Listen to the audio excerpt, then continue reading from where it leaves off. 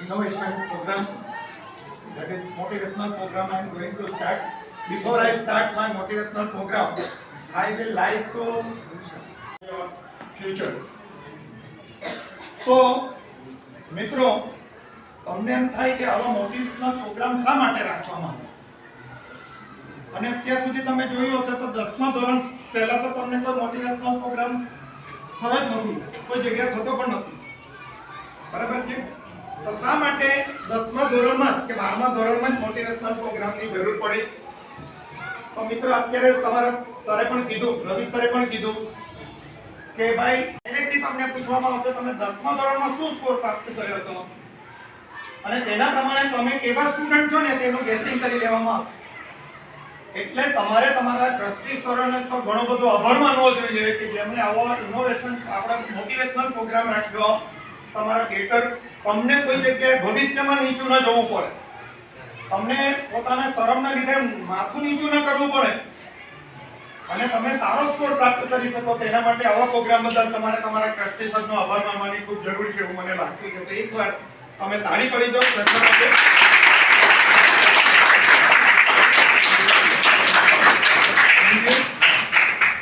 હવે તમે જો બીજી વસ્તુ કે આવા પ્રોગ્રામો મોટે ભાગની સ્કૂલોમાં થતા નથી, બરાબર છે? આપણી સ્કૂલમાં ટ્રસ્ટી સાહેબોને તમારા માટે એટલી લાગણી કહેવાય અથવા તો તમારા માટે એટલો બધો એમણે વિચાર વ્યક્ત કર્યો કે તમારામાં મોટિવેશન આવવું જોઈએ,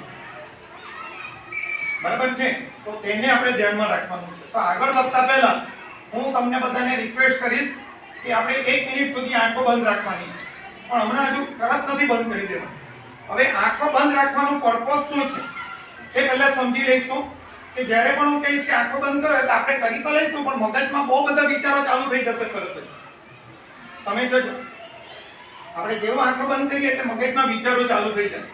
આપણે એ વિચારોને રોકવાના છે.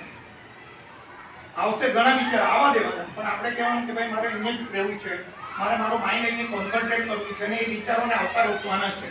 અને તે વખતે એટ ધ સેમ ટાઈમ ઊંડા શ્વાસો લેવાના છે, જોરથી નહીં, એકદમ આરામપૂર્વક જેટલા તમે લઈ શકો.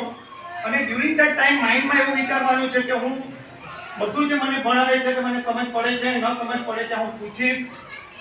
મારા મનમાં કોઈ પણ જાતની બીક નથી, હું બહુ સ્પષ્ટ અને હું મારી જાતની કોશિશ કરી પોતાની જાતને ફીડબેક પણ આપતા રહેવાનું કે ભાઈ મને આવડશે, હું કરીશ, બરાબર છે?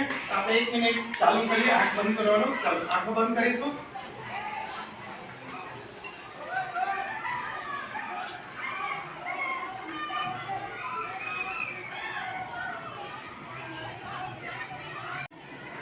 માઇન્ડ અહીંયા સેટ કરી દેજો. હવે અત્યારે તમને ઘણા બધાને એવું લાગતું હશે કે ભાઈ આપણો આ સિલેબસ છે તે કેટલો બધો લેન્ધી, હું તો વાંચ્યું ને પૂરું જ નહીં થઈ રહી. કોઈ કે આ વાંચ, કોઈ કે પેલું વાંચ, કેટલું બધું વાંચ્યું. આ તો ગાગરમાં સાગર સમાઈ ગયો તેટલો અભ્યાસ કરો. એટલે આપણને આ સિલેબસ જોતા એવું લાગે કે ભાઈ સાગર જેટલો અભ્યાસક્રમ છે, નદી જેટલું આપણને સમજાવવામાં આવે, કુવા જેટલી આપણને સમજ પડે, બરાબર છે? ડોળ જેટલું પાછું પરીક્ષામાં પૂછાય અને ટીપા જેટલા માર્ક્સ આવે. અને પછી પપ્પાને કેમ જ સમજાવાય કે ભાઈ 10મા ધોરણમાં કે આગળના ધોરણોમાં આપણા ઓછા માર્ક્સ કેમ આવતા છે, બરાબર છે? પણ મિત્રો મારા હિસાબથી તો આ બરાબર નથી. તમને જો તમારો અભ્યાસક્રમ વધારે લાગતો હોય તો હું અમારી વાત કરું, હું તો અહીંયા તમને સરે કીધું તે પ્રમાણે 93 થી ટીચિંગ લાઈનમાં છું, 93 થી. અને અત્યારે તમે જે 10મા ધોરણમાં ભણો છો તે બધું અમે 9મા ધોરણમાં ભણાવતા હતા. સાહેબને પૂછવું હોય તો પૂછજો, મેડમને પણ ખબર જ. આ બધું તમારા પોતે હજુ તો એમાં ઓછું છે, 1-2 ચેપ્ટર નવા નાખેલા છે, પણ એટલા બધા લેન્ધી ચેપ્ટરો હતા ને બધું 9thમાં આવી જતું દીકરા. અત્યારે તો તમને તેમાં પાછું આ 2-3 વર્ષથી તો અમુક ચેપ્ટરો તો કેન્સલ કરી દીધા. એનર્જી કેન્સલ કરી દીધો, પેલો પીરિયોડિક ટેબલ કેન્સલ કરી દીધું. કોરોના પછી તો ઘણું બધું 9thમાંથી પણ કેન્સલ કરી દેવામાં આવ્યું. નહીં તો 9thનો સિલેબસ તો 11thના syllabus equivalent to 11th biology તેનું બધું અંદર નાખેલું હતું. બાયોલોજી, ફિઝિક્સ, કેમેસ્ટ્રી બધું જ 11thનું નાખી દીધેલું હતું. સિલેબસ તો બરાબર જ છે, પોતે ઓછો છે એટલે મહેનત તો કરવી જ પડશે. હવે અહીંયા આગળ હું તમને એક ચિત્ર બતાવું છું, તે તમે જો. આ ચિત્ર જોતા તમને શું લાગે છે? શું આનું ચિત્ર છે? તો અહીંયા જુદા જુદા એનિમલ્સ મૂક્યા છે. બરાબર, જુદા જુદા એનિમલ્સ બતાવવામાં આવેલા છે અને તેમનો આ ટીચર છે તે તેમને એક્ઝામ લઈ રહ્યો છે. હવે આ ટીચર એમ કહે છે કે તમારા બધાની ફેર એક્ઝામ ઉપર લઈશ અને ફેર એક્ઝામ લેવા માટે હું તમારો બધાનું પેપર પણ સરખું જ રાખીશ અને પેપર છે તમારે કે આ બધાએ ઝાડપડ કરવાનું છે. હવે તમે જોઈ શકો છો કે અમુક તો એમાં પેલી માછલી મૂકેલી છે. માછલી માટે ઝાડપડ ચડવું શક્ય છે ખરું? એટલે માછલી તો એમ વિચારશે કે ભાઈ આ ટીચર સાહેબ કહે છે આ જો પહેલે તો everybody is a genius but if you જજ a fish by its ability to climb a tree that it will live its whole life believing that it is stupid. એ તો મારા માટે તો પોસિબલ છે જ નહીં. આ તો મૂર્ખાઈ ભર્યું પગલું મને કહે કે એક્ઝામમાં તમે ઝાડ પર ચડી બતાવો.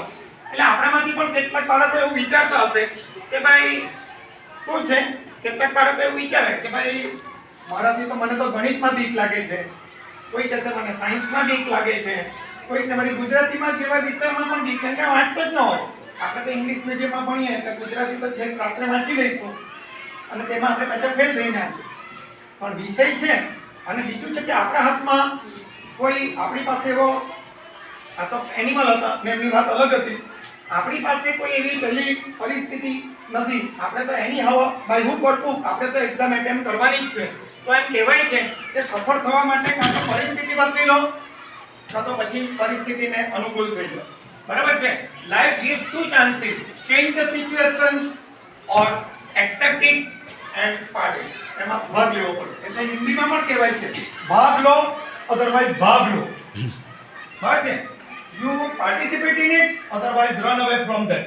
બરાબર છે? કાં તો તમારે ભાગ લેવાનો કાં તો પછી ભાગી જવાનું. પણ હવે 10મા ધોરણ સુધી કે 12મા ધોરણ સુધી જ્યારે પણ આપણે ભણીએ માળખું નક્કી કરી આપેલું છે કે ભાઈ મને ફલાણો વિષય નહીં ફાવે એવું પરીક્ષામાં ભલે પૂછાયા કરતું હોય, નિબંધ ભલે પૂછાયા કરે કે ભાઈ પાસ એક્ઝામ નહીં હોતી, આપણે એમાં પાછું બહુ બધું ઇમેજનરી વસ્તુ લખીએ તો બહુ મજા आता. हाँ, ये परीक्षा का डर ही निकल जाता और परीक्षा देनी नहीं पड़ती वगैरह वगैरह स्वयं से બધું આપણે લખીએ. પણ શું એ પોસિબલ છે? એ બધું કાલ્પનિક દુનિયા માટે ઠીક છે પણ એ શક્ય નથી. અને શક્ય નથી તો આપણે શું કરવું પડે કે ભાઈ ગમે તે રીતે આપણે આપણી જાતને એનો આપણા મનમાં જે ડર છે એ ડરને દૂર કરવો પડે. અને જે નબળા વિષયો લાગતા હોય, મોટે ભાગે નબળા વિષય લાગતા હોય તે બાળક શું કરે? કોઈને ગણિત નબળું લાગતું હોય, કોઈને વિજ્ઞાન નબળું લાગતું હોય તો મમ્મી પપ્પા કાં તો ટીચર્સને કહેવાથી થોડું ઘણું વાંચે, જોઈને વાંચે, જોઈને દાખલા ગણી કાઢે કે જોઈને પ્રશ્ન ઉતારી કાઢે અને થઈ ગયું કરીને પોતાનો ઓલ ઇઝ વેલ કરતો જાય અને બાજુમાં મૂકી રાખે. એનાથી કઈ આપણને આવડી જાય નહીં. એ પોતે પણ જાણતો હોય કે મને આમાં આવડતું નથી, છતાં એ પોતે બધાની શરમના લીધે આ તો શરમાયા કરતો હોય કે પૂછવામાં ટીચર્સને એટલે બોલે જ નહીં અને થોડુંક વાંચે. અને જે સારા વિષય આવવાનો હોય જેમાં જેને સારું આવડતું હોય તે જ વિષય ખોલીને હંમેશા બેસી રહે. અરે ભાઈ આપણે બધા જ વિષયમાં સારો સ્કોર પ્રાપ્ત કરવાનો છે તો નબળા વિષયને તો આપણે પહેલા જ જોવાનું છે. અને આપણાથી બેટર કોણ જાણી શકશે કે હું આ વિષયમાં નબળો છું?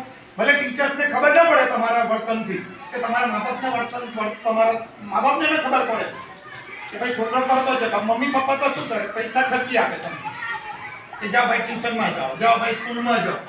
પણ પછી આપણે તો અંદર આપણી જાતને તો ઓળખતા હોઈએ ને કે ભાઈ આપણને મારું ગણિત વીક છે કે મારું સાયન્સ વીક છે કે મારું ગુજરાતી વીક છે. તો તે વિષયને આપણે ડેઈલી વાંચવું પડે. ડર દૂર કરવા માટે તો આપણે ડેઈલી વાંચવું પડશે. હવે તમારામાંથી કેટલા જણાને સાયકલ આવડે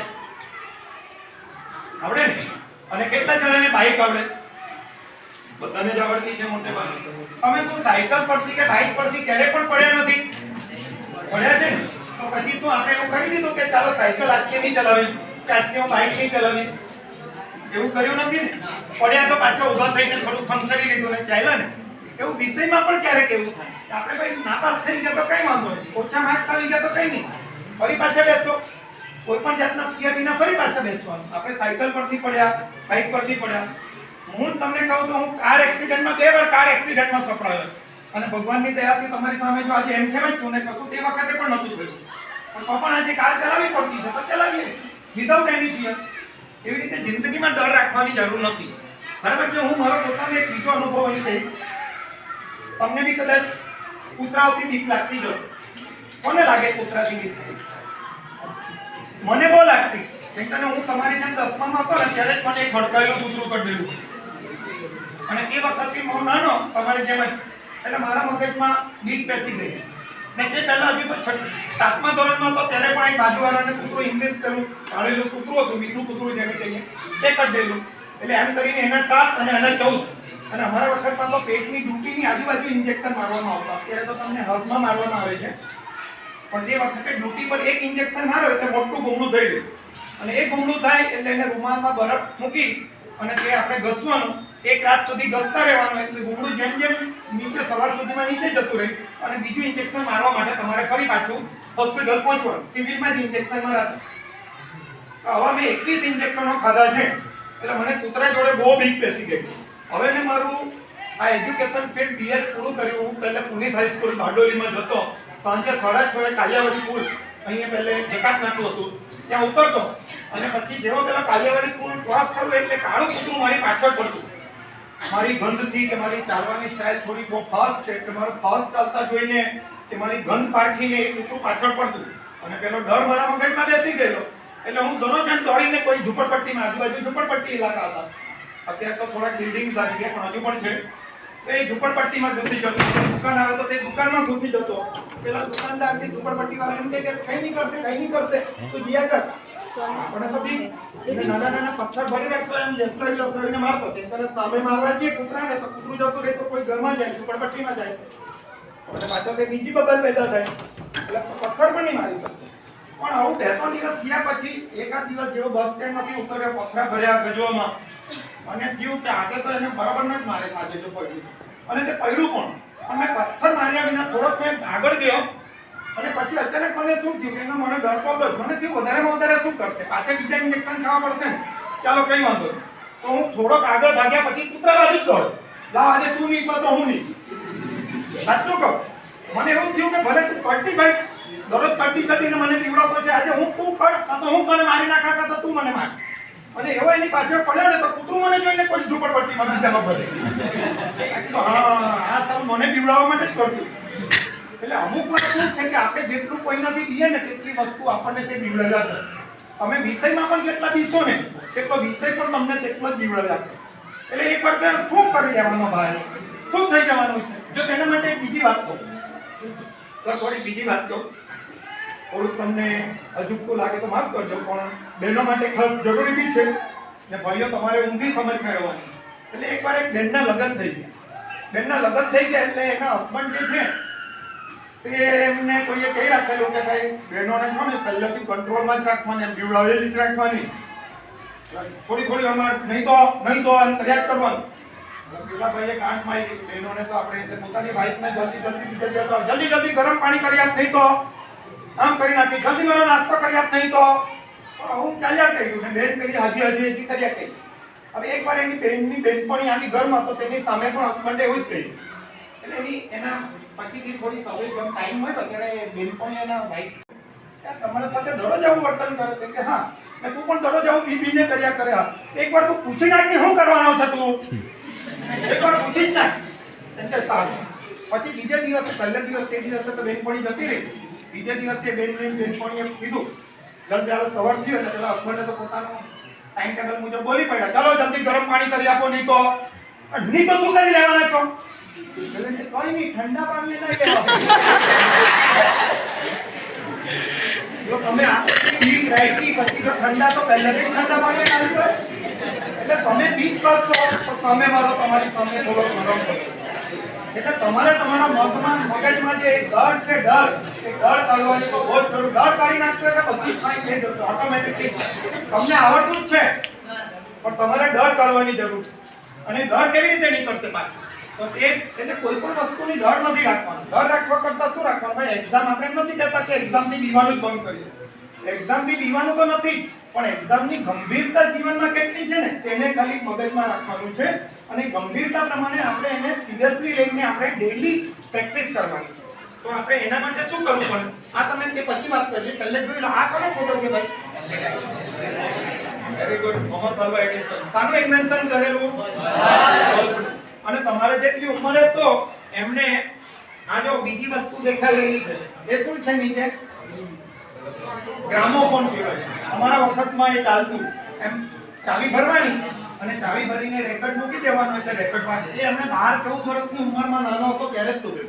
હવે તમે એમની સ્ટોરી જાણો છો ભાઈ? તમારા એ જ્યારે 3જા કે 4થામાં ભણતા ને ત્યારે એમના સ્કૂલમાં એકવાર એમને મમ્મીને કીધું કે ભાઈ મમ્મી હું કાલથી સ્કૂલમાં આજથી હું સ્કૂલમાં નહીં જઈશ. તો મમ્મી કે કેમ? કે મને તો મારા પ્રિન્સિપાલ સાહેબો કે મારા બધા સાહેબો છે ને મને ગાંડો કહે છે કે એમ તારું તું આજે નહીં જતો. એની મમ્મી એમ કે તું આજે નહીં જતો, હું છે તે સ્કૂલમાં જઈને તપાસ કરું છું. એટલે એ બેન એમને મમ્મી છે તે થોમસ આલ્વા એડિસનના મમ્મી સ્કૂલમાં ગઈ અને સ્કૂલમાં જઈને પ્રિન્સિપાલને પૂછ્યું તો પ્રિન્સિપાલ કહે આ એકદમ ગાંડો છોકરો છે તમારો, 17 સવાલ કરે ટીચરોને, ટીચરને ભણાવવા જ નહીં જાય, બસ પ્રશ્ન જ પ્રશ્ન પૂછ્યા કરે. એના મમ્મીને તો બહુ આઘાત લાગ્યો. એના મમ્મીએ કીધું કે ભાઈ મારા બાળક તમને પ્રશ્ન પૂછે છે એને તો બહુ બધી જાણવાની જિજ્ઞાસા ભરેલી છે. he is too much curious about his studies. અને તો એટલી બધી જિજ્ઞાસા છે અને તમને તમારા ટીચરોને પ્રશ્ન પૂછે. કદાચ મે બી પોસિબલ કે તમારા ટીચરોને તે પ્રશ્નનો જવાબ ન મળતો હોય કે તે એવું સમજે, પણ કંઈ વાંધો નહીં, હું પોતે ટીચર છું. આજથી મારો બાળક તમારી સ્કૂલમાં કે બીજી કોઈ સ્કૂલમાં હું એને નહીં મોકલું, કેમ કે હું પોતે ટીચર છું અને I know how to teach my child. તો હું મારે બાળકને જાતે જ ઘરે આવે છે, થોમસને કહે છે કે દીકરા કાલથી તારે કોઈની સ્કૂલમાં જવાનું નથી, તને જે પણ કંઈ પ્રશ્ન ન આવડે એક નોટ બનાવ, એ નોટની અંદર એ પ્રશ્ન લખી કર અને લખ્યા પછી એનું તું સમાધાન કરવા માટે કાં તો તું વાંચ, ચોપડા વાંચતા ન સમજ પડે તો કોઈને પૂછ, પાછું નહીં સમજ પડે તો પાછા ચોપડા વાંચ, પણ તારે આજથી શાળામાં જવાનું નથી. તમને ખબર છે આ વૈજ્ઞાનિકને કેટલી શોધો હશે કરી હશે? more than 1000 inventions he secured, he done. અને તેમાં એમના હાથમાં જે બલ્બ છે એ બલ્બની ફાઇન્ડ આઉટ આજે આપણે વાપરીએ છીએ ફિલામેન્ટ વાળો. એન્થમાં તો આખું પણ છે કે which filament is used in the bulb tungsten વપરાય because of the high resistance. ખબર છે ને તમને? તો તે વપરાય તેવો બલ્બ લાગે. એક પગલું ભરીએ એટલે ઓ મને તો નથી પાસ થવું, નથી એક્ઝામ આપવી, એવો ડર આપણે રાખવાની જરૂર નથી. પણ એમણે 10,000 પ્રયત્ને જ્યારે સફળ થયા ત્યારે એમણે એમ નથી કીધું કે હું આટલી વાર ફેલ્યુઅર ગયો છું. એ દરેક ફેલ્યુરિટીઝમાંથી મને એણે સારા પરિણામો તરફ આગળ આંગળી કીધી. એટલે કોઈ પણ દિવસ આપણે જ્યારે કશું ઓછા માર્ક્સ બી આવે તો એમાંથી જ આપણે શીખ લેવાની છે કે શા માટે મારા ઓછા માર્ક્સ આવ્યા. હવે પડે છે એટલે તમારે તે રીતે આગળ વધવાનું રહેશે. હવે આ ડર છોડવા માટે એ તમને વાત કરું તો તમે ભાઈ પિક્ચરમાં જોયો હશે કે પેલો દીવાના પ્રેમી જે હોય એ પોતાની પ્રેમિકાને લેટર લખે ત્યારે તમે જો આજુબાજુ આપણને લેટર પડેલા દેખાય બધા ફાડીને એ સારામાં સારું લખું અને તેના માટે 100 કાગળિયા ફાડી કાઢીને ફેંકેલા. બરાબર છે? તો તેવી જ રીતે એક્ઝેક્ટલી આપણે પણ દીવાનગીરી આપણે પ્રાપ્ત કરી લેવાની છે ભણવા માટે. આપણે એક દીવાનગી હોવી જોઈએ કે નહીં મારે આના સિવાય મને કંઈ કરવું જ નથી, બસ મારે પહેલા આ મારો પ્રશ્ન કેમ ન આવે મને, તો આપણે લખીને કોશિશ કરવાની છે. બીજી વસ્તુ કહું કે લખીને કોશિશ કરવાની તો તમે કોઈ પણ ઘણી બધી પિક્ચરો જોઈ છે ને ભાઈ, અને પિક્ચરની સ્ટોરીઝ પણ તમારા પેરેન્ટ્સને કહી હશે, કીધી છે ને, પેરેન્ટ્સને કીધી હશે કાં તો કોઈ તમારા ફ્રેન્ડ સર્કલમાં તમે શેર કરી હશે. તો શું તમે આખું 3 કલાકનું પિક્ચર તમારા પેરેન્ટ્સ આગળ કે તમારા મિત્ર આગળ કહી શકો છો એક્ઝેક્ટ ડિક્ટો ટુ ડિક્ટો? નથી કહેતા. બસ અહીંયા પણ આ જ વાત છે. તમે કોઈ પણ પ્રશ્ન વાંચો, જે પ્રશ્ન તમને નથી આવતો, હું પહેલા પ્રશ્નની વાત કરી લઉં કે સાયન્સ વાંચો છો તો તમે સમજ્યા વિના જ જોઈને લખ્યા કરો, 10 વાર લખ્યા કરો તો મગજમાં જતું જ નહીં હોય, તો લખેલું બધું વ્યર્થ છે. એટલે first of all long question કરતા હોય ત્યારે 2-3 લીટી વાંચો, એને સમજો, એક લીટી સમજો. એક લીટી સમજ્યા પછી પોતાની જાતને પૂછો કે ભાઈ આ શું કહેવા માંગે, what is Ohm's law. Ohm's law આપણને આમ 10 વાર વાંચી ગયા પછી ઓહ્મ્સ લો ખબર જ નહીં પડે. ઓહ્મ્સ લો શું કહે કે ભાઈ ઇક્વલ કોન્સ્ટન્ટ આપણે સિચ્યુએશન હોય અને એટમોસ્ફિયર હોય, પ્રેશર કોન્સ્ટન્ટ હોય, તે વખતે આપણે કરંટ જેટલો પસાર કરીએ તેટલો જ વોલ્ટેજ પણ તેટલો જ પસાર થાય કે V is proportional to I or I is proportional to V. Simple છે. પણ તમે તે I શું છે, V શું છે, વાંચ્યા કરો, 10 વાર વાંચ્યા કરો સમજ્યા વિના, તો તે આવડવાનું નથી. એટલે સમજો. જેવી રીતે આપણે પિક્ચરની સ્ટોરી 3 કલાકની સમજીને પછી કીધી, આપણે કંઈ પણ બીજી વાર વાંચવાની કે બોલવાની કે જોવાની જરૂર નહીં પડી. એક્ઝેક્ટલી તે આમાં જેવું જ છે. બેઠા ગાઈડના શબ્દો કે બેઠા ચોપડીના શબ્દો ના આવે પણ તમારો મિનિંગ આવશે તો પણ તમને માર્ક્સ મળવાના જ છે. એટલે ગોખણ પટ્ટી તરફ નહીં જાઓ. અને તમારે એક્ઝેક્ટલી એ રીતે લાંબો. હવે દાખલો કેવી રીતે કરવાનો? ધારો કે તમે મેથમાં વીક છો, તો મેથમાં વીક હોય તે શું કરે? એકવાર દાખલો સરે કીધું 2 વાર ગણ, એટલે અમે પેલો દાખલો હોય સરે ગણેલો નોટબુકમાં લખેલો હોય 2 વાર એક્ઝેક્ટલી ટક બાજુવાળા સાથે વાતો કરતા જાય અને દાખલો થાય 2 વાર તમે કીધો ને મેં તો કરીને. પણ સરે 2 વાર એમ નથી કીધું ભાઈ, જોયા વિના ગણવાનો, અને જ્યાં સુધી જોવાની જરૂર પડે ત્યાં સુધી 2 વાર ની 4 વાર કરવો પડે તો પણ કરવાનો. અને એના કર્યા પછી એક્ઝેક્ટલી આપણને પ્રેક્ટિસ બુકમાંથી કે એના જેવા બુકમાંથી બીજા સમ્સ આપણે કરી શકીએ છીએ કે નથી કરી શકતા? ને નથી કરી શકતા, રાઈટ આન્સર નથી આવડતો તો પહેલો કરેલો દાખલો બી આપણને નથી જ આવડવાનો. એ તો આપણે જોઈને ટપકાઈ એટલે આપણને આવડી ગયો. આપણે આવી રીતે દાખલો પણ સોલ્વ કરવો પડે. અને તમે એક જ રીતના 5 દાખલા કરી દો, 5 જવાબ આપતા થઈ જાય તો ગણિત એ બધો ગણિત જેવો સહેલો વિષય જ કોઈ નથી. અને વિજ્ઞાન પણ એવું છે, વિજ્ઞાનમાં સમજો ને મોડે કરો એટલે તમારે કોઈ વાર જિંદગીમાં બહુ ચોપડા ખોલવાની પણ જરૂર ન પડે. ગણિત એટલે સહેલામાં સહેલો વિષય. ગમે ત્યાં કોઈ કહે તો હજુ વિજ્ઞાન કદાચ વાંચવું પડે. ગણિત કહે તો આજે ભણવા કહે તો બેઠો ચાલુ થઈ જાય કે ચાલો ભાઈ દાખલો લાવો, ગણિત ચાલુ કરીએ. પણ વિજ્ઞાનમાં તો વાંચવું પણ પડે પાછું. બરાબર છે? એટલે ડર દૂર કરો. હવે ભાઈ તમે એની સાથે તમને પૂછી લઉં કે કેટલા જણા પોતે એવું માને છે કે મારા હેન્ડરાઇટિંગ પણ ખરાબ છે? ચાલો વેરી ગુડ, તમે એક્સેપ્ટ કર્યું તે બદલ સારું. હવે તમારે સુધારવા છે ભાઈ, હજી પણ મહેનત વિના તમારે અક્ષર સુધારવા છે.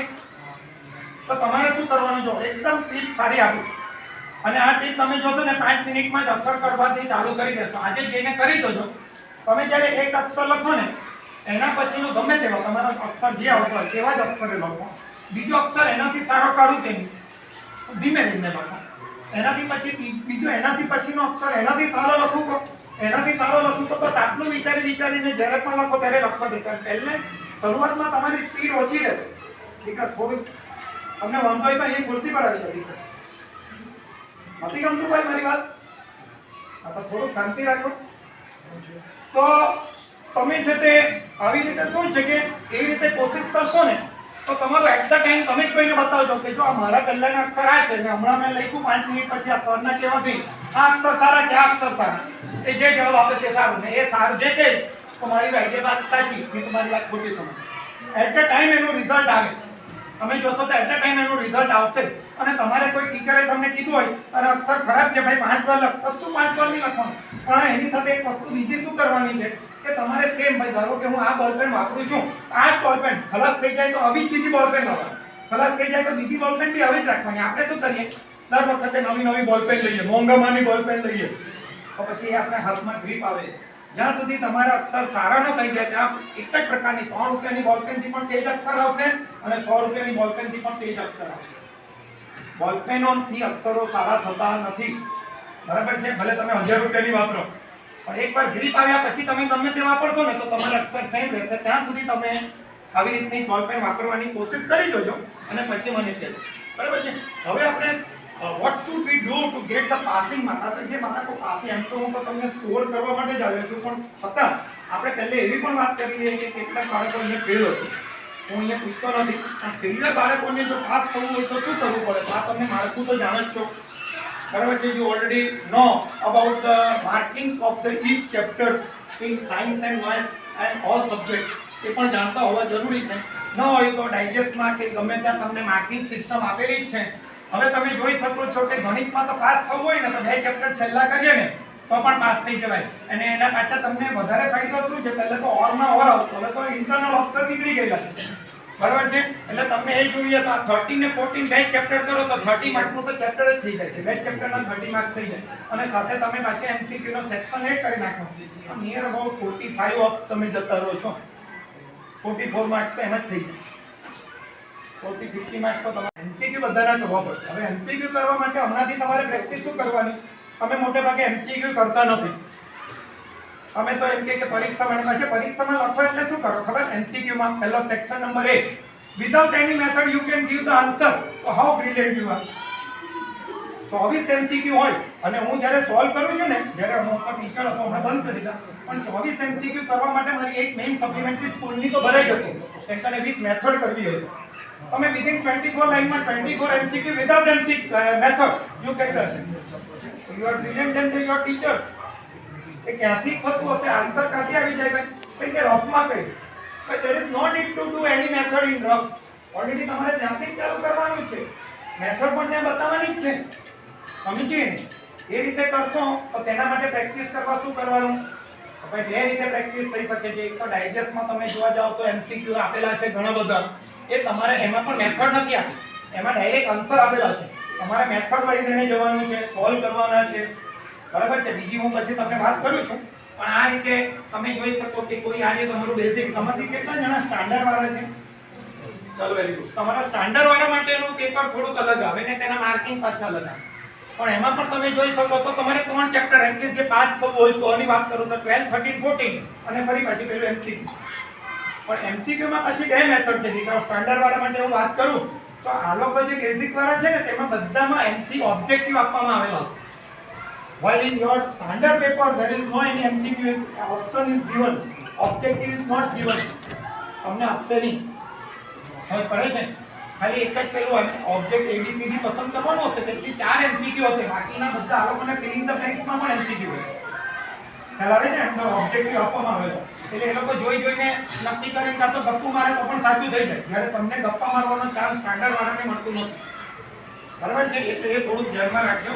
હવે અહીંયા આગળ તમે જો તો આ તો આપણને તમને ખબર હશે કે પહેલો સેક્શન છે તે આપણો 24 માર્ક્સ નો આવે, બીજો જે આવે તે 18 માર્ક્સ નો આવે, એના પછીનો 18 માર્ક્સ નો આવે અને લાસ્ટ ક્વેશ્ચન છે તે 20 માર્ક્સ નો આવે. હવે અહીંયા તમે એ પણ જોઈ શકો છો કે 24 માર્ક્સ જે તમે વિધાઉટ એની મેથડ થી ગણો છો એ મારી તો એડવાઇસ છે ભાઈ વિધાઉટ મેથડ થી ન ગણે. મેથ્સના દાખલા વિધાઉટ મેથડ થી ગણો એ તમે ગોખીને કેટલું આગળ વધી શકો. એમાં મેથડ આવે જ એટલે મેથડ કરજો.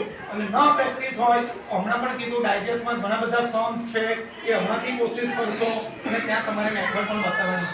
બીજી વસ્તુ તમે જોઈ શકો છો કે આ 13 માંથી 13 પ્રશ્ન આપેલા હોય, 13 માંથી એની 9 લખવાના. હવે આપણે તો 13 માંથી 9 લખવાની જ્યારે વાત આવે ને તો પ્રશ્ન લખે પછી એમ કે ચાલ આ નથી આવડતો એમ કરતા કરતા માંડ 9માં સુધી પહોંચે. જ્યારે જે ટેલેન્ટેડ બચ્ચું હોય ને તે શું કરે ખબર? એ તો અહીંયા બધા આ જોઈએ જ નહીં કે કેટલા લખવાના છે. 13 લખી કાઢે ને હવે 9 લખી કાઢે ને 8 લખી કાઢે અને ઉપર પાછું મેં હેડિંગ મારે. એ ગમે તે 9 જ તપાસો છે આપણામાં કોઈમાં એટલી ટેલેન્ટ કે હું 13 આવશે તો 13 માંથી 13 લખીશ અને ઉપર પાછો ટીચરને કહેતીશ કે ચેક એની 9 આઉટ ઓફ 13. કોઈ પણ તપાસો અને તે જ માર્ક્સ પણ પાછા આપજો. એટલે ડેરિંગથી ક્યારે વટાશે કે જ્યારે તમે એમને સમજીને વાંચો ને મિત્રો ત્યારે બધા જ પ્રશ્નો આ ડેરિંગથી તમે લખી શકશો. ભલે આપણે ન લખીએ 13 લખવાની જરૂર નથી, પણ કેટલાક હોય છે એવા કે 13 ને 13 લખે. બરાબર છે. તો તે રીતે તમે કોશિશ કરજો. સાયન્સમાં પણ તે રીતની આ સાયન્સના માર્ક છે. સાયન્સમાં પણ જે બાળકોને એમ લાગે છે કે મારું સાયન્સ વીક છે તો પહેલા તમે ચેપ્ટર નક્કી કરી નાખો આ માર્ક જોઈને. બરાબર છે. માર્ક જોઈને ચેપ્ટર નક્કી કરી નાખો કે ભાઈ મને આટલા ચેપ્ટરમાં મને ગમે છે. એ ચેપ્ટરનું બધું જ કરી નાખવાનું.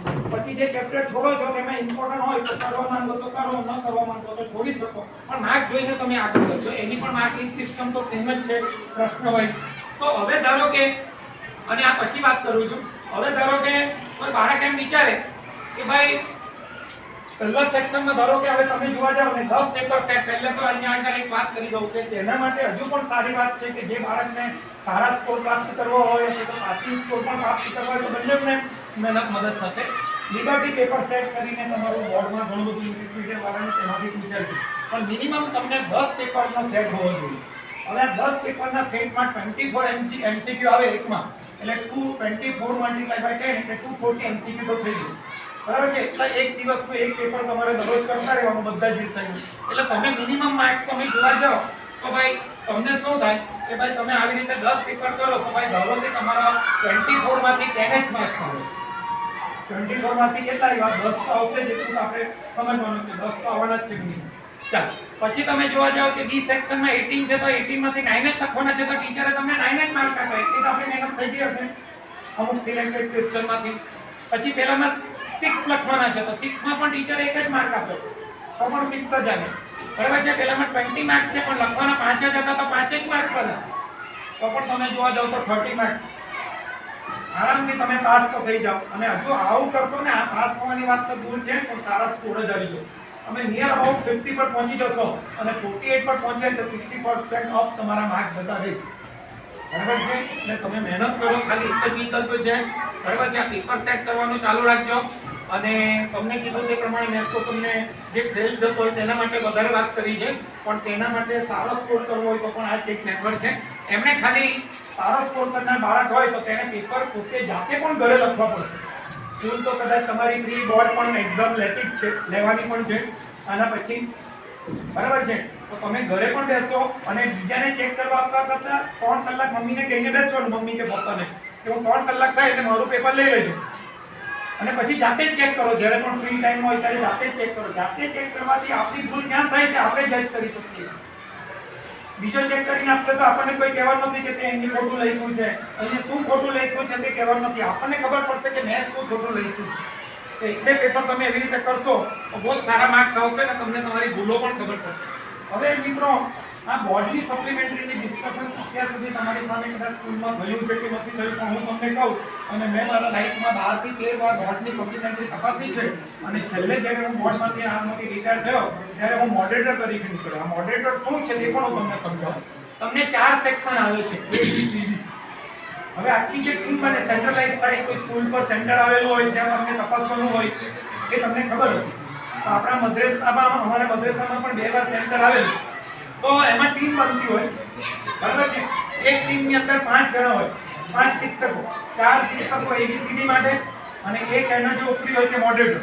એટલે હું મોડરેટર તરીકે પણ 4-5 વાર રહી ચૂકેલો છું.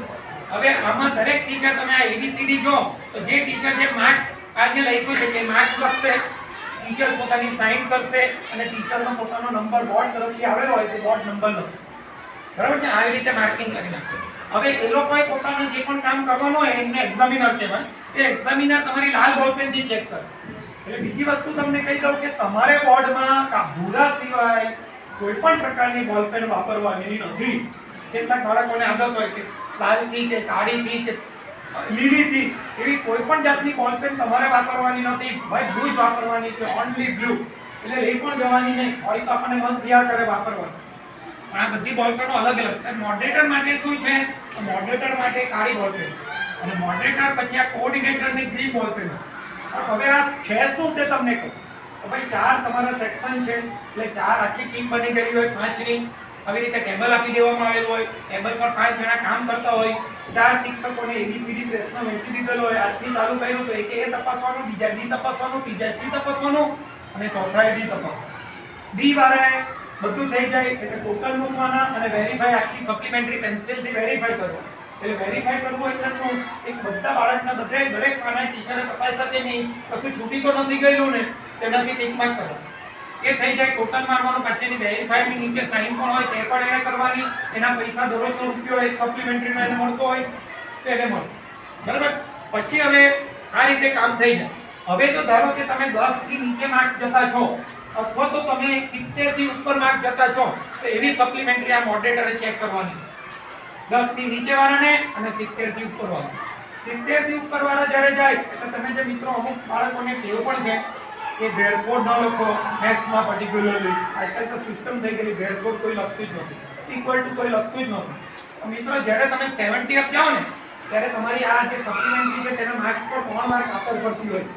એકવાર ટીચર દ્વારા ફરી જઈને, હવે ટીચર દ્વારા 70 થી ઉપર ગયો એટલે મોડરેટર જોઈ તમે બરાબર ધેરફોર ઇક્વલ ટુ અથવા તો બ્રેકેટમાં બધી કન્ડિશન, થિયરમ લખો ત્યારે કન્ડિશન લખી છે, ઇન્સ્ટ્રક્શન બરાબર માર્યા છે, ન મારે ધારો કે ભાઈ SAS theorem according to the SAS theorem નથી લખ્યું તો 1 માર્ક ડાયરેક્ટ કટ. હવે ધારો કે કોઈ ટીચરે દયા ખાઈને તમને માર્ક આપ્યું તો મોડરેટર કાપી નાખે. મોડરેટર દયા કરીને જવા દીધું તે 70 વાળો અપ કોને પાસે જાય? કોઓર્ડિનેટર પાસે જાય. કોઓર્ડિનેટર પણ શું જોશે? ભાઈ બધું બરાબર લખ્યું છે, બ્રેકેટમાં નથી લખ્યું, માર્ક કાપ. એટલે તે હું જવા દે, ધારો કે મોડરેટર જવા દે તો કોઓર્ડિનેટર દ્વારા માર્ક કપાય. એટલે કેટલીક વાર એવું બને કે 70 ની નીચે આવેલો હોય, 769 આવેલો હોય તે મોડરેટર જોઈ નહીં, કોઓર્ડિનેટર જોઈ નહીં, તો તેના 69 માર્ક્સ એઝ ઇટ ઇઝ રહી જાય. 70 અપ ગયો, ધારો કે 75 ગયો છે તો કાકા ફરતી ડાયરેક્ટ 65 પર બી આવી જાય. આવું થઈ. એટલે આપણે તો જે બાળકે સારું લખવાનું છે તેને સારી ટેવ પાડવાની. ધેરફોર ઇક્વલ ટુ બધું જ સાઈન લખવાનું. એ આ સિસ્ટમમાં પકડાઈ ગયા તો તમારા જે પેલા બીજા કરતા આવેલા માર્ક પણ ઓછા થઈ જાય. એટલે હવે અત્યારથી પ્રેક્ટિસ પાડે. હવે બીજી વસ્તુ એમાં કહું કે આ તમે જોઈ લો, એ ખાકી સ્ટીકર મારવાનો, પેલા બારકોડ ત્યાં મારી જશે. હવે અંદરના પાના પર સપ્લિમેન્ટરી કેવી આવે? અંદરના પાના પર સપ્લિમેન્ટરી આ બહુ જૂની બતાવેલી છે, મને મળી નહીં નવી, પણ અત્યારે આ બધા જે બોક્સ આપેલા છે ને તે બધા બ્લોક અલગ અલગ હોય અને વચ્ચે plus plus plus plus sign કરેલું છે. હવે તમે 24 MCQ છે તો પેલો ટીચર માટે સૌથી ખરાબમાં ખરાબ પ્રશ્ન છે ને તે 24 માર્કના MCQ છે. MCQ can be very easily checked, but very hardly to write the all 24 marks in the block. તમે ધારો કે 10મો પ્રશ્ન છોડી દીધેલો છે તો ત્યાં 10મું ખાનું એ દર વખતે તો આપણને યાદ નહીં રહે કે 10મું ખાનું કયું. અમુક વાર ખાના પણ ગણવા પડે કેમ કે એને નંબર નહીં આપેલા હોય, નંબર ઝાંકા આપી દે તો આપણે ફટાક ટેકી નજર ના જતી રહે. એ ટીચરને આ લોકોને સજેશન કરવું પડે બોર્ડ વાળાને. આ મુસીબત નડે. 10મા નંબરના ખાના પર તમે છોકરો છો તો ડેશ કરવાનો અથવા તો ખોટું આવ્યું છે તો 0 કરવાનું. 9માં થઈ જાય તો કરેક્શનમાં ભૂલ આવે પડી જાય એટલે બહુ ડિફિકલ્ટ ક્વેશ્ચન થઈ જાય. આવી રીતે આપણે 24 માર્ક્સ તમારે એ રીતે આપવાના. અને બીજી વસ્તુ જો કે તમે બી સેક્શનમાં 9 પ્રશ્ન લખવાના છે. 9 લખતા તમે 4 લખ્યા અને 5મો પ્રશ્ન તમે લઈ પછી થયું કે ચાલો હવે અત્યારે તો નથી આવડતું અને સી સેક્શન પર જતા રહ્યા. સી સેક્શન ગયા પછી ડી પર પૂરો કરી નાખ્યો અને પછી થયું કે લાવની હતું પેલામાં 5 પ્રશ્ન બાકી છે તો છેલ્લા પાના પર લખી લઉં અને છેલ્લા પાના પર તમે કદાચ લખો પણ ખરા. પણ આવું કરવાનું નથી મિત્રો. આવું કરવામાં શું છે કે પેલા વેરીફાયરના હાથમાંથી ટોટલ મરાઈ ગયું હોય બરાબર છે અને વેરીફાયર ધારો કે ચેક કરતો આવે તે વખતે જોઈ કે આનો તો પાછળ આ 3 પ્રશ્ન 5 પ્રશ્નોના જવાબ પાછળ આવેલા છે ડી સેક્શન વાળા ટીચરથી રહી ગયેલા છે તે જણાવે પણ હવે ટોટલ આવી ગયેલું છે એમની સામે અને ટોટલમાં તમે પાસ છો. બધામાં કરેક્શન કરવું બહુ ડિફિકલ્ટ પડે એટલે એ શું વિચારે કે ચાલ ને પાસ તો છે એટલે ચોકડા માટે નહીં ભાઈ 0 0 0 છે એને એવું પહેલું જ થવા માટે ચોકડા આપી દે. એટલે ઘણા ટીચરો આવું કરીને જોબ કરવાની હોય કે એક દિવસમાં 200 સપ્લિમેન્ટરી કરવાની હોય. એક ટીચરે 200 સપ્લિમેન્ટરી એક સેક્શનની કરવાની હોય એટલે એમના માટે પણ ડિફિકલ્ટ છે. એટલે તમે આવું કર્યા કરો તો પેલો કંટાળી જાય ચાલ મરવા દેની 0 આપી દેની પાસ તો છે જ નહીં. નાપાસ હોય તો કદાચ જોઈ પાસ હોય તો તમને લોસ છે. એટલે એવું કરવાનું નથી. એક સેક્શનમાં ધારો કે તમને 4 જ પ્રશ્નો આવડે છે તો 4 લખો. 4 લખ્યા પછી બાકીના નથી આવડે તો એટલા પાના છોડી દો. સિવાય કે તમને એમ થાય કે ભાઈ મને પરીક્ષા પછી નહીં આવડે તો પેન્સિલથી રીટર્ન મારી દો. તો તમારું કે અથવા અધરવાઇઝ તમારું એવું થઈ પણ જતું છે તો તમે ઇન્સ્ટ્રક્શન લખો કે ભાઈ બાકીના પ્રશ્નો મેં છેલ્લા પાના પર 100 પેજ પર લખેલા છે એવું ઇન્સ્ટ્રક્શન મારવાનું ભૂલતા નહીં. બરાબર છે. આ એક વસ્તુ છે. હવે મોટે ભાગેના બાળકો શું પસંદ કરે આ જે બાળક આ જે મેં તમને લખ્યું છે મારી પદ્ધતિ બતાવી છે તે જે 70 80 જવા માંગતા છે તેના માટે છે. જે બાળકો હોશિયાર છે તેમને ડી સેક્શન બાય 20 માર્કનો છે ને એમને ખબર જ હોય કે આપણને તો આવડવાનું છે તો તમે લખી શકો છો. બરાબર છે. તેના પછી મોટે ભાગે હજુ એ બાળકો શું કરે આ મારું સજેશન છે પણ મોટે ભાગે મેં તો અત્યાર સુધીના અનુભવમાં જોયો કે એ સી લખે પછી બી લખે ને લાસ્ટમાં એ લખે. ભાઈ વન ડે મેચ તમે જોવો છો તો વન ડે મેચ કેવી રીતે રમાય છે. વન ડે મેચમાં કેમ આપણને કોહલીને કે ભાઈ કેમ આપણે પેલો રાહુલ કોણ છે અત્યારે રોહિતને એ લોકોને આગળ આવીને કેમ ગમે તેમ ભાઈ મારો પણ સ્કોર બનાવો આઉટ પણ થઈ જાય ક્યારે પણ એમને કેમ પહેલે મૂકે એ લોકો બિંદાસ રમી શકતા છે. અને બિંદાસ રમે એટલે 12 ઓવરમાં આપણી સારો રન રેટ જાળવી જાય. ધારો કે એ લોકો ટીચુક રમે તો 12 પછી એમ કે ચાલો હવે રમો તો બાકીના હું કરી શકવાના છે એવરેજ આવવાની નથી. તો તમારો એવરેજ પ્રશ્ન કયો છે બી અને એ 24 માર્કનો પ્રશ્ન એ છે જેમાં તમને હાર્ડલી 24 મિનિટ લાગે હાર્ડલી. અને પાછા તમે જો રીત વિના કરવા જાવ તો 24 બી નહીં લાગે તમને તો બધા એમ જ તમે કરી નાખતા છો. પણ રીત બતાવજો મેથ્સમાં ખાસ બતાવજો મિત્રો. બરાબર છે. તો 24 અને પેલો D20 44 માર્કનું તો તમારે કલાકમાં 44 માર્ક તો લખાઈ ગયા. બાકીનો લખવા માટે તમને ઇનફ ટાઈમ મળી શકે છે તો તે રીતે તમે થોડુંક લખવાની કોશિશ કરજો. બરાબર છે. Write all the section question at a time એ તો મેં તમને વાત કરી દીધી. બરાબર છે. અને બોલ પેન પણ કઈ વાપરવાની છે તો તમારે પૂરી જ વાપરવાની છે. શા માટે તેનું પણ વાત કરી દીધી. હવે આજથી વાત કરીએ. આજે આપણો થઈ 11મી તારીખ એટલે અત્યારે તમારી પરીક્ષાની એક્સપેક્ટેડ ડેટ છે 16/12. બરાબર છે સર કદાચ હા 16 થી સેકન્ડ ટર્મ મોટે ભાગની સ્કૂલમાં 16 તારીખ ગવર્મેન્ટની એ ડેટ છે. આજે તમારા હાથમાં આજથી ગણો જે બાળક કદાચ ફેલ થયેલો છે અથવા તો ઓછા માર્ક થયા છે તેમના માટે આજથી તમે ગણો તો you have only 31 days up to your this second exam. હવે તમે જોવા જાવ તો મોટે ભાગે બધામાં 13 ચેપ્ટર જેટલા છે. હિન્દી ગુજરાતીમાં વધારે હોય પણ હવે એ લોકોના ચેપ્ટર નાના છે તો તમે એને 2-3 ને કન્સિડર 1 માં કરી નાખો મર્જ કરી દો 2-3 ચેપ્ટર તો ઇક્વિવેલન્ટલી તમારા એપ્રોક્સિમેટલી 13 ચેપ્ટર આવે. 13 મલ્ટીપ્લાય બાય 6 એટલે 78 ચેપ્ટર્સ તમારા થયા. 78 મલ્ટીપ્લાય બાય 31 ડેઝ કરો તો 2.5 એટલે હાર્ડલી તમારે 3 ચેપ્ટર દરરોજ ના કરવાના પણ પરફેક્ટ કરવાના. આરામથી થઈ શકે છે લખીને તે પણ વિથ રાઇટિંગ. તમે રાઇટિંગ કરીને પણ કરશો ને તે જ કરવાનું. લખ્યા વિના તો આગળ વધવાનું. ગુજરાતી ને હિન્દીમાં પણ લખીને પ્રેક્ટિસ કરવાની છે ભાઈ. મારો બાળક ને હું તમને કહું તો હિન્દી ગુજરાતીમાં વીક હતો, મેં ટ્યુશન અપાયું, હું તો સાયન્સ ક્લાસનો ટીચર, પછી મેં છોડાવી દીધું. મેં કહ્યું ચાલ ભાઈ, પણ તારે એક વસ્તુ હું તને ભણાવું ને પછી તારે બધું મને લખીને આપવાનું. તો સ્કૂલમાં ફર્સ્ટ હાઈએસ્ટ માર્ક્સ આવ્યા. એમની ટીચર હોય, હું તો હવે આ સરે કીધું તે પ્રમાણે ટ્રેનિંગમાં બોલતો હતો. હું તો કોઈ ટીચરને ઓળખતો નથી, તો પેલા બે લેડી ટીચર આવ્યા કે બાકરું સર તમે છો? હા. તો એમ પેલો દેવ બાકરું કરીને તમારો ફોન એમ કે હિન્દી ગુજરાતીમાં ફર્સ્ટ આવતો થઈ ગયો. થેન્ક યુ બેન. હવે બોલો, એટલે આવું થશે પણ લખીને કોશિશ કરતો તો થશે. બરાબર છે? તો 78 ને તમે 23 ચેપ્ટર ડેલી ને 15મો દિવસ તમારા હાથમાં જે રહે એ તો આગલે દિવસે જે પેપર હોય તેના માટે એક દિવસ ફરી પાછું રિવિઝનનો મળી ગયો. બરાબર છે? હવે આ રીતે તમે કરશો તો મને લાગે છે કે સારા માર્ક્સ આવશે જ. અને આવું પરીક્ષામાં જતા પહેલા કેટલાક બાળકને કેટલું હોય, ધારો કે કોઈ હેમાલી સ્કૂલની નજીક કોણ રહેતું છે ભાઈ, અહીંયા બેલ પડે ને સંભળાઈ જાય તેટલું નજીક હોય એવું કોઈ છે? તો ભાઈ આ ભાઈ ધારો કે એવું કહે કે મને તો બેલ પડે પછી સંભળાઈ જતો છે, તો હું તો બેલ પડશે પછી જવા ત્યાં સુધી વાંચી લેવા દે. એટલું કઈ ટેન્શન લેવાની જરૂરત જ નથી. 2 કલાક પહેલા બધાએ પોતાના ઘરે આરામથી ચોપડા બંધ કરી દેવાના. અમે બહુ વાંચ્યું ભાઈ. હવે 2 કલાકની છેલ્લી રીડિંગમાં કઈ થાય નહીં. 2 કલાકની છેલ્લી તૈયારીમાં પોતે એમાં પોતાને સેલ્ફ ને ડેવલપ કરવાનું છે, મેડિટેટ કરવાનું. એટલે 2 કલાક પહેલા એકદમ મગજ શાંત કરી દો. નવાનું ધોવાનું પતાવીને ચોપડા બેગ તમારો જે પેલો હોલ ટિકિટ છે તે બધું બરાબર ચેક કરી લો, મૂકી છે. અને 15 મિનિટ પહેલા જ, ભલે તમે બાજુમાં રહેતા હોય ભાઈ ને નજીકમાં રહેતા હોય, 15 મિનિટ પહેલા અહીંયા પણ હું આવ્યો, હું ડરતે તો હું 10 વાગે ના જ આવીને બેસી જતો, પણ આપણે 15 મિનિટ પહેલા જ જઈને બેસવાનું. ને કોઈ જોડે હા પેલામાં તો આવું પૂછાતે પેલું કર્યું કે નહીં, પેલું કર્યું, કાંઈ એવું કરવાની જરૂર નથી. એ જે કર્યું તે થઈ ગયું, હવે કંઈ થવાનું નથી. થવાનું છે કંઈ એટલે આપણે કોઈ ચર્ચામાં પડવાનું નહીં. પોતાની સીટ નંબર આવે તેમાં 15 મિનિટ પહેલા જઈને બેસી જાઓ, આંખ બંધ કરો જેવી રીતે તમને કરાવી, મેડિટેટ યોરસેલ્ફ. અને તમે બધું કરી શકશો એટલી ધીરજ પોતાના મનમાં કેળવવાની, એટલો વિશ્વાસ, આત્મવિશ્વાસ કન્સિડર કરવાનો ચાલુ કરો. એટલે એવી તૈયારી આપણે જવાની. બરાબર છે? અને આફ્ટર એક્ઝામ પછી બી તમારે ઘરેથી આવો ત્યારે પેટ દબાવીને નહીં આવતા હોય. એ તો કેટલાકને કેમ કે પેલો પેટનો કોઠો જ મોટો હોય, પછી પરીક્ષામાં આવતા હોય, બહુ ખવાઈ ગયું, વોમિટ થાય ડરને લીધે. બરાબર છે? કાં તો પછી પેલું ઊંઘ આવવા કરે, એવું કરવાનું નહીં. જમ્યા પરીક્ષા પતી જાઓ પછી સારું ફૂડ લો અને તે પાછું સૂઈ જાઓ. હવે એની ચિંતા છોડી દો.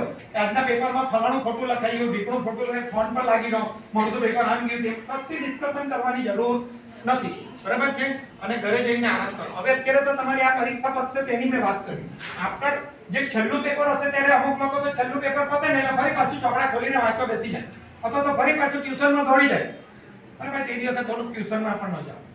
બરાબર છે? થોડુંક આરામ કરો, એન્જોય કરો. પિક્ચર જોવો જોઈએ તો પિક્ચર ન જોવું હોય તો થોડુંક હળવા થાઓ, ફેમિલી સાથે મમ્મી પપ્પાને ટાઈમ આપો, એમની સાથે વાતો કરો, ગાર્ડનમાં ફરી આવો, એકદમ રિલેક્સ.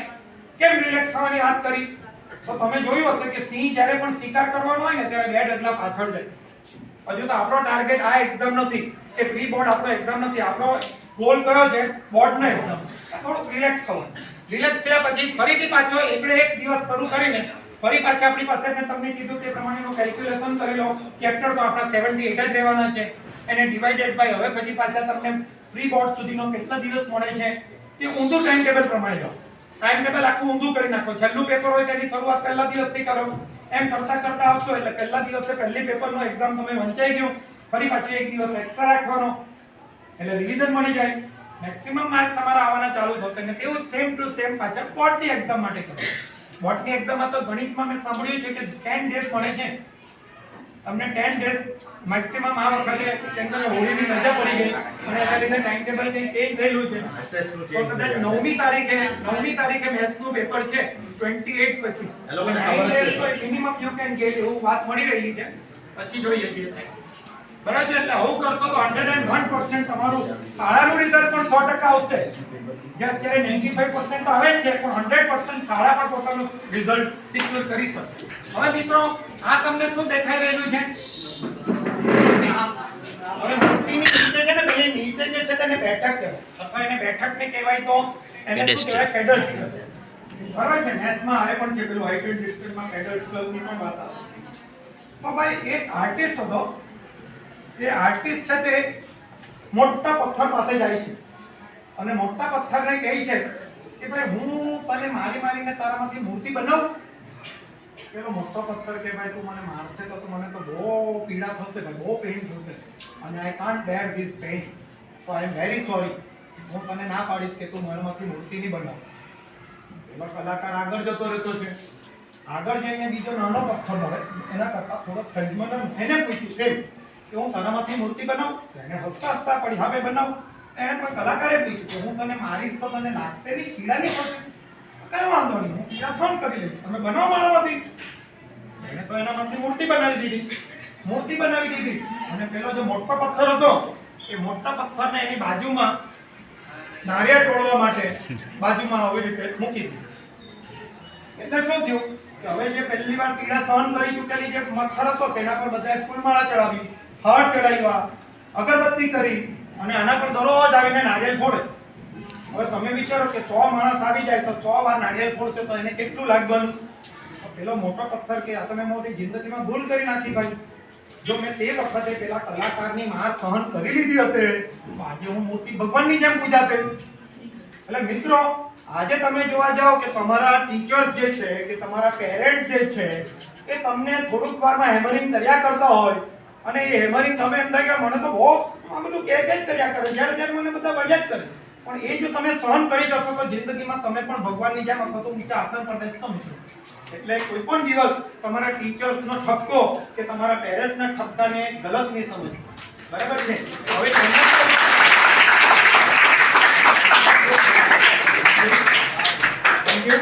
હજુ તમને બીજી વાત કરું કે કેવી રીતે તમને ઘણી વાર પેરેન્ટ પણ ઘરે કહેતા હોય કે હવે લાઈટ પંખો બંધ કરી દે. એક રૂમમાંથી બીજા રૂમમાં જાય છે ત્યારે જ્યારે લાઈટ પંખો ચાલુ કરીને જ્યાં કરે છે કહેતા જ હશે. તમને આદત પણ છે બંધ નહીં કરવાની. અત્યારે તો તમે ભાઈ બધા બહુ સારી રીતે સારી ફેમિલીમાંથી આવો છો. અમે જે અત્યારે અહીંયા બેઠેલા છે તે બહુ ઇકોનોમિકલી કન્ડિશનમાંથી અહીંયા ઉપર આવેલા છે તો અમે તો બધું એક રૂપિયાનો હિસાબ રાખતા. તમારે પણ રાખવો જોઈએ. અને તેના માટે આ એક વિદ્યાર્થીના વાલી દર વખતે ઠપકો આપતા.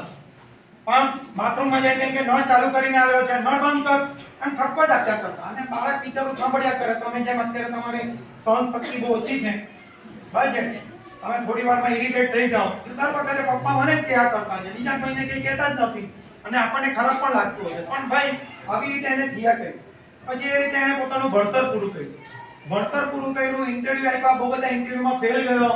પછી એકવાર એક ઇન્ટરવ્યુમાં આવ્યો ને હવે એ કંટાળી ચૂકેલો હતો કે બસ હવે કાં તો આ છેલ્લું ઇન્ટરવ્યુ અને કાં તો હું ખોટું પગલું લઈ લઉં. એટલે આ છેલ્લું ઇન્ટરવ્યુ જોઈ લઉં. તો છેલ્લું ઇન્ટરવ્યુ જોવા માટે જાય છે તો એ થર્ડ માળમાં તમારું જેમ અત્યારે એપાર્ટમેન્ટ છે તે રીતનું થર્ડ ફ્લોર પર. આ કયો ફ્લોર છે? સેકન્ડ છે. આ સેકન્ડ છે. એનો થર્ડ ફ્લોર પર હતો.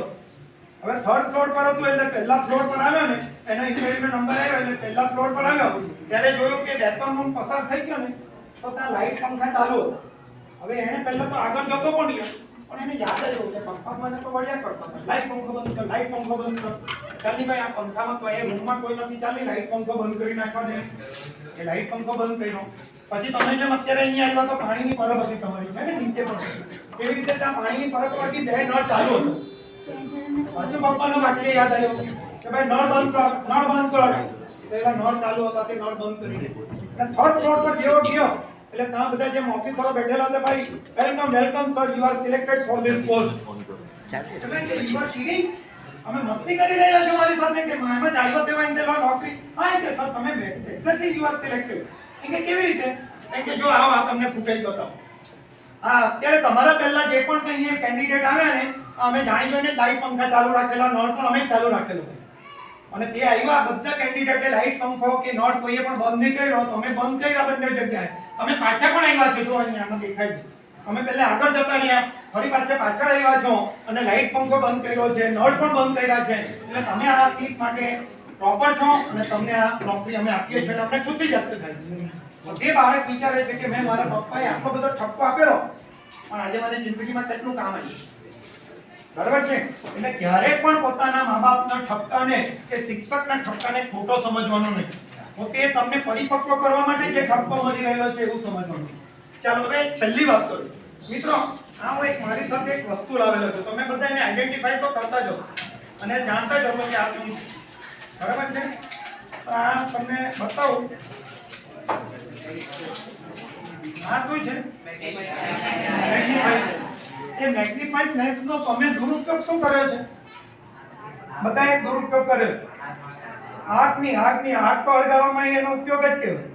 પણ તમે શું કરેલું છે આ સનલાઇટમાં બેસીને બાજુવાળાને ચટકો મારે હા એને ખબર નહીં પડે તે રીતે આમ કરીને લાઈટ કોન્સન્ટ્રેટ કરીને એને ચટકો આપ્યો ને એ જ્યારે દઈ ગયો હે બહુ મજા આવી કર્યું છે ને આવું કર્યું છે કેટલા જણાએ કરેલું છે ચાલો મારી વાત છે કર્યું છે ને પણ ત્યારે આપણે એનાથી કોન્સન્ટ્રેટ કરી શક્યા રેસને ધારો કે હું આ લાઈટમાં બેસી જાઉં ને આમાં કર્યા કરું થોડી વારમાં હા હલાવ્યા જ કરું તો કોન્સન્ટ્રેટ થશે કોન્સન્ટ્રેટ થવા માટે મારે પર્ટિક્યુલરલી એને હેન્ડ સ્ટોપ રાખવા પડશે આગળ પાછળ કરીને કયા પોઈન્ટ પર એના એકદમ પોઈન્ટ આવતું છે તેના માટે મારે ત્યાં આગળની એ રાખવી પડશે લેન્થ બસ એટલું ડિસ્ટન્સ મેન્ટેન કરવું પડશે અને મારે કોન્સન્ટ્રેટ ત્યાં કરાવવું પડશે સિમિલરલી આપણી લાઈફમાં 10th માં 12th માં કે આગળ પણ ફ્યુચરમાં આપણી લાઈફમાં આપણે આપણું માઇન્ડને સેટ કરવાની જરૂર છે આની જે મેગ્નિફાઈંગ લેન્સની છે તો આપણે આપણા ટાર્ગેટ સુધી અવશ્ય પહોંચીશું બરાબર છે મિત્રો તો એ રીતે આને કોન્સન્ટ્રેટ કરજો અને दूसरों की जय से पहले मोटे भागे आपने केवु આપણે ભલે પ્રાર્થના કર્યા કરીએ હમ તો મન की शक्ति देना दूसरों की जय से पहले खुद की जय करे પણ જ્યારે જોઈ ત્યારે ફલાણાની જય દીકણા की जय એવું જ આપણે કહીએ પણ આપણી જય ક્યારે બોલાવશે આ તો પ્રાર્થના જેવું કહેતી છે કે दूसरों की जय से पहले खुद की जय करे તો તેના માટે આપણે લાગી રહેવાનું સમજ પડી ગઈ આપણી પણ જય જયકાર થાય અને તેના માટે આપણે લાગી રહેવાનું છે મિત્રો બીજી વસ્તુ અહીંયા મેં મારું એડ્રેસ મૂકી દીધેલું છે આમ તો તમને ટીચર તો સપોર્ટ કરતા જ છે બરાબર છે પણ જ્યારે તમને એમ લાગે કે અમે ટીચર જોડે નથી પૂછી શકતા તો તમે પહેલે તો જે સારો વિદ્યાર્થી અંદર હોય તેની જોડે પૂછપરછ કરો કારણ કે ટીચર જોડે પૂછવા કરતા આપણે વિદ્યાર્થી જોડે પૂછીશું તો વિધાઉટ ડર આપણે પૂછી શકીએ અને વાતો આપણે અંતિમ કર્યા કરતા આપણે સમજી શકીએ બરાબર છે ડર વિના છતાં તમને એમ લાગે કે કોઈ પ્રોબ્લેમ છે તો અમારો કોન્ટેક્ટ નંબર લખી રાખજો મને WhatsApp પર એક પ્રશ્ન મોકલજો અને પ્રશ્ન WhatsApp પર મૂકીને ખાલી મેસેજ કરજો ને ભાઈ હું આ મોબાઈલનો તમારી જેમ ઉપયોગ નથી કરતો હું WhatsApp ને મને તમારે એક મિસ કોલ તો આપવો પડશે એક મિસ કોલ આપશો એટલે મને થશે કે કોઈનો ફોન હતો અને એ જોવામાં મને ખબર પડી જાય કે ભાઈ કોઈનો મેસેજ છે અનનોન નંબર છે તો મેસેજ છે તો એ મેસેજમાં તમે જે પણ દાખલો કે કંઈ પણ તમને પ્રશ્ન હશે તો તમે મારી સાથે વાત કરી શકશો તો એ મારું એડ્રેસ અહીંયા મૂક્યું છે થેન્ક યુ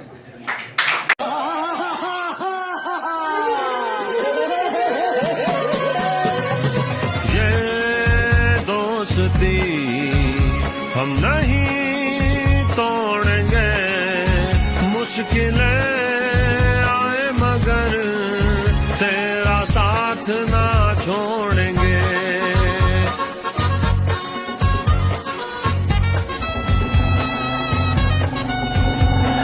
तेरा हाथ मेरा हाथ मेरा हाथ तेरा हाथ कभी भी आजमाना टेरिफ कोई लगाए स्टार सोना रोक पाए अपना ये याराना दोस्ती निभाएंगे दुनिया से टकराएंगे डील करते जाएंगे धौंस में न आएंगे चाहे जो जले ये दोस्ती हम नहीं